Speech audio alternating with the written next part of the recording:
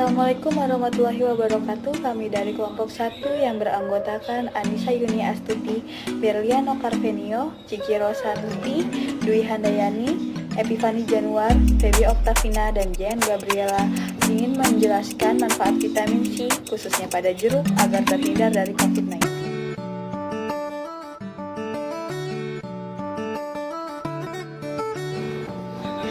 Virus, termasuk COVID-19, adalah benda mati yang dapat hidup di media hidup. Dia tidak bisa hidup menempel, apalagi memproduksi markas virusnya di benda-benda mati. Namun ada catatannya, kalau misalnya ada orang yang sudah terinfeksi mengeluarkan droplet, cairan flu atau ludah, lalu kena di baju, kain, atau meja, maka dia tetap hidup selama droplet itu belum mengering. Kalau baju dicuci atau setidak-tidaknya mengering sendiri karena pengaruh lingkungan, misalnya karena panas atau hembusan angin, maka virusnya akan mati. Begitupun di meja, kursi, lantai, karpet, dan sejenisnya. Kalau sudah mengering, ya sudah, virusnya akan mati. Virus ini tidak bisa hidup di udara. Dia hanya jadi butir-butir kristal saja, semua jenis virus. Mau virus flu, TB, paru, dan lain-lain. Bagaimana dengan berjabat tangan? Sama seperti penjelasan nomor 1. Walau tangan ini termasuk bagian hidup, tapi selama dropletnya kering, dibersihkan, maka virus pun akan mati. Karena virus hanya bisa masuk lewat 3 jalur, yaitu mata, hidung, dan mulut. Maka, jika selesai berjabat tangan, dianjurkan membasuhkannya dengan anti sabun, air panas, air asin, atau cairan cuka atau asam. Virus tidak bisa hidup di air panas, air asin, atau cairan asam. Maka, jika sudah terinfeksi, segera konsumsi vitamin E, brokoli, kelor, atau vitamin C, jeruk, atau mangga. Khususnya pada jeruk, kelompok kami akan membahasnya secara detail.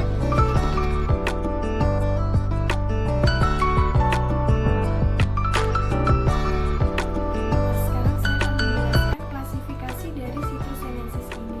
Citrus sinensis ini termasuk ke dalam kerajaan atau kingdom dari Plantae, divisinya Magnoliophyta, kelasnya Magnoliopsida, subkelasnya Rosidae, ordonya Sapindalis, familinya Rutaceae, genusnya Citrus, dan spesiesnya Citrus sinensis. Jeruk ini merupakan jeruk yang berasal dari Assam, Tiongkok Selatan, India, ataupun Asia Tenggara.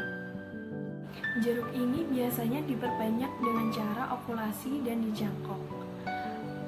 Jeruk ini berbunga 2 tahun sekali, yaitu pada bulan Agustus dan November sampai Desember.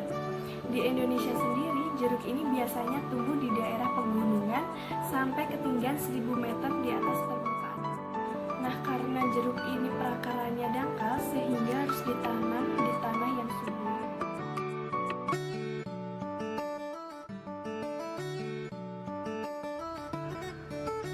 Morfologi tanaman jeruk.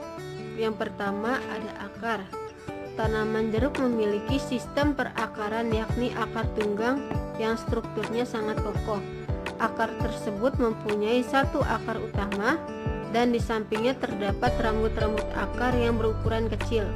Akar tersebut berbentuk silindris dengan ujung akar yang berbentuk membulat. Ujung akar mempunyai karakteristik yang terus membelah, sehingga mengakibatkan akar tumbuh panjang. Pembelahan sel pada ujung akar disebabkan adanya aktivitas jaringan meristem apikal. Pada bagian ujung akar ditutupi dengan tudung akar yang bersifat berlendir. Tudung akar ini mempunyai fungsi untuk melindungi akar agar tidak rusak ketika menembus tanah. Akar-akar jeruk mempunyai kemampuan untuk menembus hingga ke bagian bawah tanah, sekaligus menyerap air dan zat hara yang terkandung dalam tanah. Yang kedua ada batang. Batang tanaman jeruk berbentuk bulat dan ditumbuhi banta tunas. Batang tanaman jeruk ada yang terlihat kasar dan berduri, tetapi ada pula yang permukaannya halus. Tinggi batang jeruk ada yang mencapai hingga 15 meter dan ada pula yang mencapai 5 meter dan memiliki beragam warna. Semua itu tergantung dari jenis tanaman jeruk itu sendiri. Yang ketiga ada daun. Daun tanaman jeruk berbentuk bulat lonjong, menyerupai telur, berwarna hijau tua dan terlihat tebal. Tidak terdapat bulu pada kedua sisi daun, dan tulang daun berbentuk menyirip beraturan, walaupun ada juga yang berselang-seling.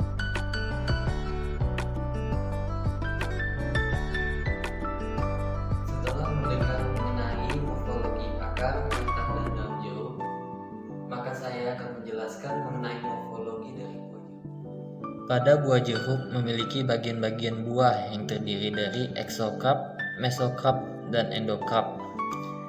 Eksokarp ini disebut sebagai kulit buah dan terletak pada kulit jeruk. Mesokarp ini disebut daging buah, namun pada jeruk terletak pada bagian berwarna putih yang disebut perikarp jeruk.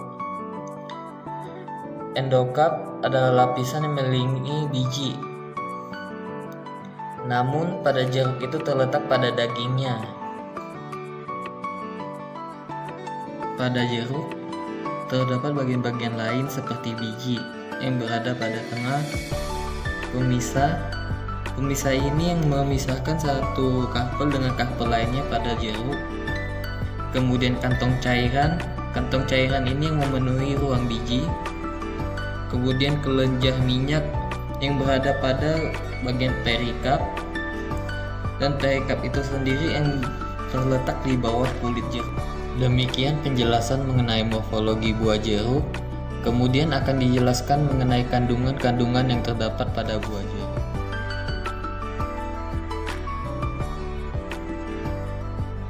Sekarang, mari kita bahas apa saja kandungan yang terdapat dalam buah jeruk dan kulit buah jeruk.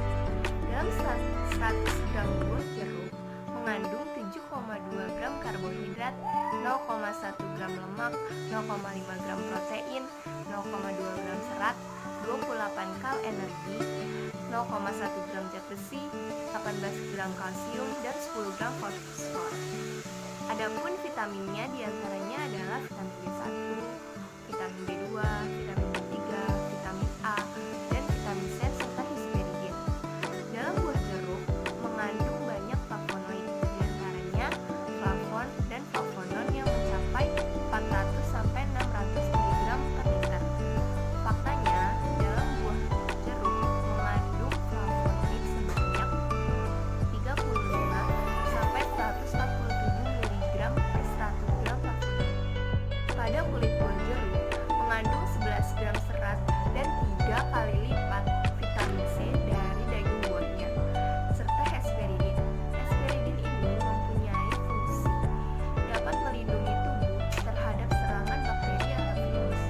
Selanjutnya akan dibahas mengenai mengapa kulit buah jeruk dapat berpotensi sebagai obat ataupun suplemen dalam mencegah coronavirus saat ini.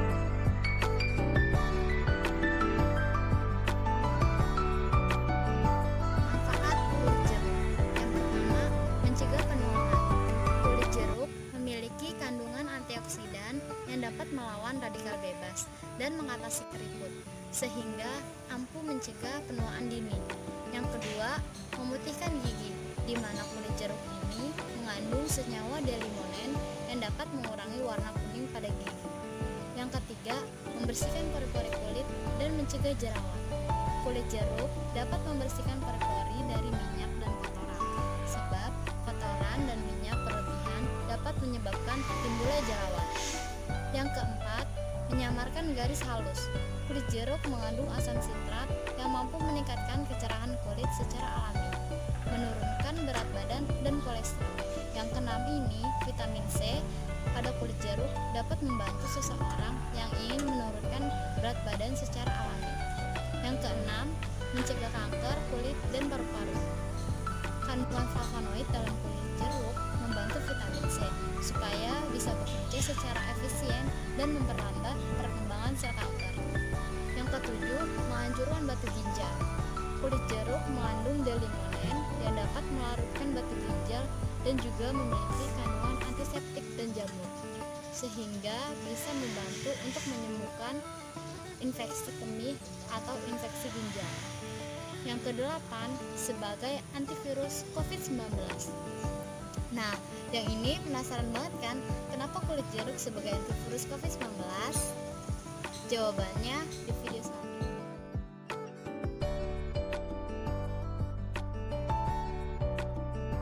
Selanjutnya saya akan menjelaskan bagaimana jeruk dapat berfungsi untuk mencegah kita terkena virus COVID-19.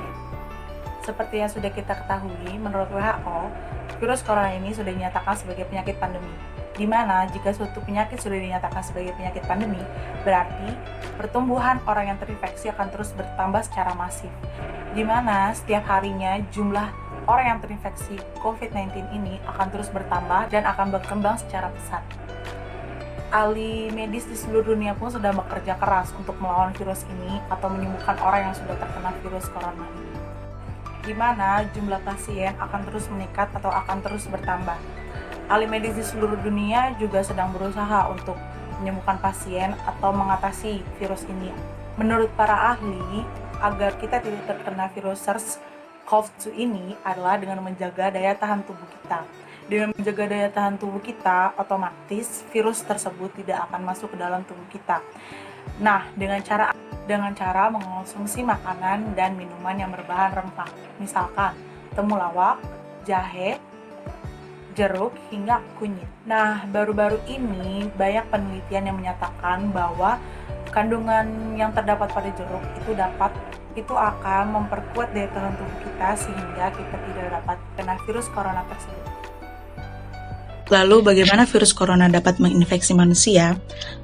Sementara virus corona memiliki struktur lapisan luar yang disebut spike glycoprotein, pada bagian ini diperlukan virus untuk berinteraksi dengan sel inang, sehingga virus dapat menginfeksi dan masuk ke dalam sel inang.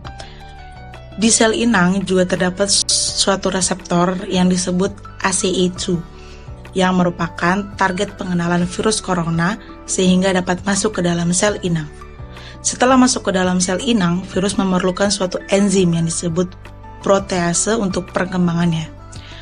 Nah, beberapa peneliti telah melakukan percobaan dan kandungan senyawa yang terbanyak terdapat pada jeruk.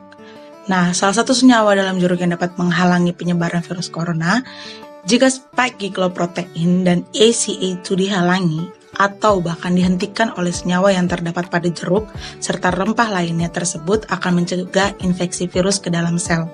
Sementara kalau enzim protease diblok oleh senyawa pada herbal tersebut akan mencegah perkembangan virus di dalam sel yang terinfeksi.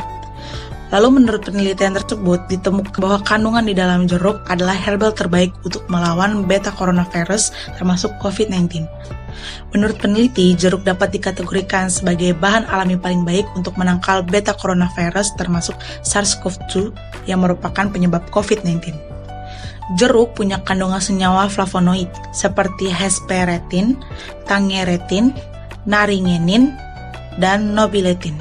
Nah, senyawa-senyawa pada jeruk tersebut bisa mengikat lebih kuat protein pada virus. Hal ini akan menghambat virus untuk berkembang, sehingga sangat direkomendasikan untuk menjadi obat atau bahkan mencegah virus masuk ke dalam tubuh seseorang.